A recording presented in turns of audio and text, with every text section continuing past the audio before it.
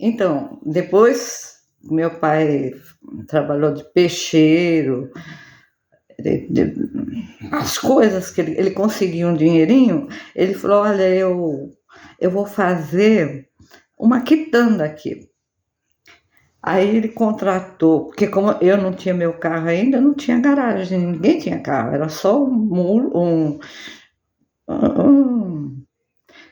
um muro, não era muro, eu acho que era um portão bem grande assim, depois o portãozinho para a gente entrar, e era fechado. Então, depois que eu abri para fazer garagem, né? E aí o meu pai pegou, contratou uns marceneiros, eles fizeram uma quitanda de madeira e toda aquela, as estantes, né? As divisórias para pôr fruta, laranja, banana, ovo. Eu tinha tudo nessa quitanda, tudo. Mas não deu certo. Por quê? Ninguém vai acreditar que eu vou falar. Tinha uma vizinha aqui do lado que teve a coragem de chegar aqui pro meu pai e falar assim: olha, seu Baiuca, me empresta 3 ovos, porque amanhã eu vou na feira e eu compro e te pago, te devolvo. Olha que absurdo. Eu sei que as coisas acabaram apodrecendo, estragando, não deu certo, os vizinhos não compravam. Já a venda do seu primo faturou bem. E o barzinho do seu Cris também faturou bem. Eles compraram tudo aqueles quintal, aqueles terrenos lá, dos irmãos agora. Dos filhos, né? Netos, seu primo a mesma coisa. Então, o meu pai não deu sorte, ele deu mais sorte na carroça, na charrete. E eu fiquei muito triste, porque eu adorava vender. Eu gostava tanto de vender que quando meu primo ficou uma temporada aqui, o Nelsinho, ele era muito esperto, muito inteligente, filho da minha tia Irene, ele morava em Guarulhos, e aí ele veio morar aqui comigo, com a minha mãe. Então, ele ficou como um irmão para mim. Então eu inventei, falei assim: Nelsinho, vamos lá comigo no mercado, eu vou comprar um coco, vou cortar e vou vender os pedaços. Olha as minhas, como eu era boa em negócio. Eu pus uma banquinha lá, uma mesinha, uma cadeira, uma toalha, e não é que eu vendi tudo coco. Com aquele dinheiro do coco eu não gastei. Eu falei: vamos lá no mercado comprar cheiro verde. Fomos. Aí não tinha carrinho, aí a gente punha um plástico no chão na feira e a gente vendia, o meu primo vendia comigo. Aliás, ele não era bom nisso, quem era bom era ele: olha o cheiro verde, olha o cheiro verde. E a gente fazia os massinhos, vendia e ganhava dinheirinho. Aí deu dinheiro legal, eu falei assim: vamos mudar de ramo, vamos vender chinelo havaiano. Aí eu fui lá na 25 de março, descobri um lugar. Olha como eu era esperta, eu era pequena. Eu era, não sei quantos anos eu tinha, mas eu fui. Descobri, fui. Minha mãe acho que nem sabia. Então, a gente ia tocando campainha de casa em casa, batendo, nem todo mundo tinha campainha, vendendo chinela havaiana, também ganhando um dinheirinho. Mas depois eu fiquei doente, não me lembro o que aconteceu. Parou. Meu primo também acho que foi embora, e aí a gente parou, né, de vender. Mas se eu tivesse seguido essa linha minha, eu podia estar bem, porque era uma coisa que eu gostava, vender, adorava vender. Fiz concurso nos anos 60, em 1969 eu prestei concurso. Prestei 2 concursos, um para a Secretaria do Trabalho, um para a Secretaria da Justiça. Eu passei nos 2. Eu era inteligente, mas não gostava de estudar. Mas acontece que eu fui fazer o curso, sabe? Aqueles cursinhos que dão pré-vestibular, é igual. Eu fiz com o Célio, inclusive ele já morreu.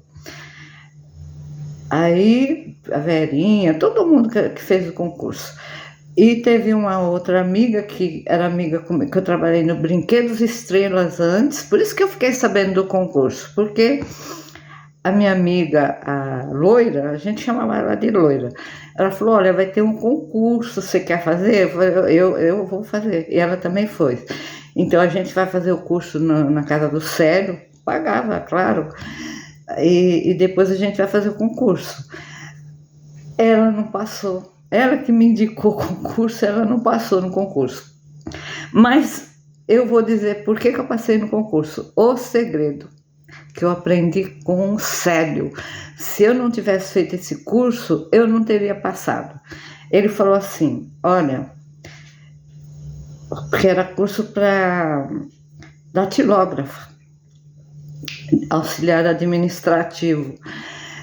Ele falou, vai ter a prova, que é a pior prova de todas, pior que matemática, pior que física, português, é a pior de todas, é onde a maioria, até advogado, que está lá fazendo, porque é curso de carreira, todo mundo queria entrar, até advogado, entrou muito advogado, como escriturário, depois ele foi galgando, né, lá dentro. O importante era estar dentro da secretaria, né, lá ele pegava os cargos. Então, qual era o truque, o boom? Por que eu passei? Porque eu sou um gênio? Porque eu fiz o curso com o Célio e ele explicou. A datilografia é onde, olha, elimina mais da metade dos candidatos, muito mais. Quem fizer o negócio bem feito, e eu era boa em datilografia, porque minha mãe sempre me incentivou a estudar. Minha mãe me colocou na escola da Dona Mocinha, ali, perto uma travessa de Itaguaba, sabe? E ela era terrível, graças a Deus. Ela era terrível. Não pode olhar no teclado. A, S, D, F, G.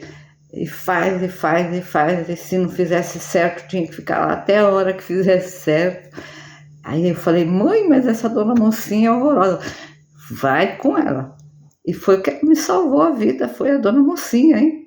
As aulas que eu tive lá. Aí o Célio falou assim, olha, na hora da datilografia, todo mundo fica nervoso, porque fica aquele monte de máquina, e aí a pessoa acha que ela está devagar, que ela já perdeu, que ela sabe, aconteceu isso, e acontecia isso, então o Célio avisou a gente. Então eu falei, tá bom, então quando eu chegar lá, ele falou, você escreve, sabe, uns 2, 3, 4 parágrafos, você não precisa fazer a folha inteira, correto. Procura fazer sem erro. Só que eu tive um probleminha. Quando na minha máquina, e não deram desconto, a minha máquina, aquela fita, desprendeu. Eu perdi um tempo. Eu falei, agora não vai dar certo. Eu perdi um tempo, todo mundo já estava na minha frente, e eu lá, arrumando a coisa da máquina. Eu falei, pronto, eu não vou passar. Bom, mas eu vou fazer o que o Célio fez. Aí eu me concentrei, bati a máquina, fiz um texto pequeno, mas correto. E eu não passei. Olha só, não é porque eu era um crânio. Truques, né? Os truques que a gente tem que aprender no vestibular, essas coisas. E aí eu passei no concurso, aí eu fui tomar posse, aí foi em 1970, eu entrei no comecinho de 1970. E o que a minha avó e a minha tia, que eu morei um tempo na minha tia na Vila Mariana, ali na Luiz Góes, com a Sudminut.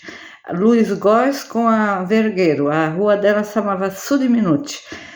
Descia a Luiz Góes, tinha o Carlos Pasquale, era um baita de um colégio famoso, mas era de estado. E aí a minha tia me colocou lá, eu fui lá, ela não foi fazer minha inscrição, nada, eu que fui lá. E eu fui com a empregada dela, a Inês, então a gente ia e voltava juntas, né?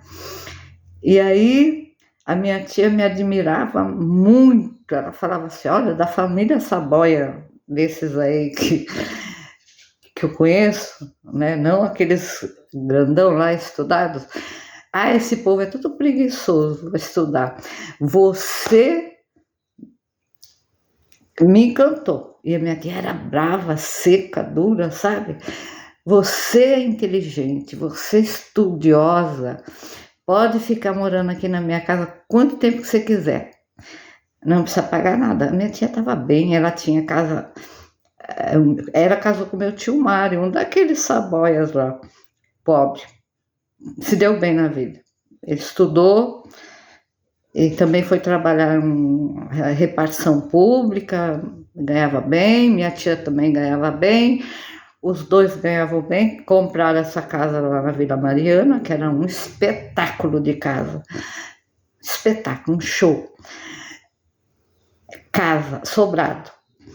Também um sítio, eles tinham um sítio em Mojimirim, maravilhoso, perto do centro da cidade, e tinham casa na praia, eles estavam bem, e minha tia adorava fazer crochê, tricô, não é crochê, tricô na máquina, ela fez muita coisinha para mim, blusinha, sabe, mini blusa. Aí a minha tia era brava, ninguém gostava dela, da minha família, ninguém gostava dela. Ela era muito brava, mas comigo era, sabe? Por quê? Porque ela me achava inteligente, da família Saboia, dessa parte pobre. Hoje a minha filha ganha de mim, ó. Depois eu falo.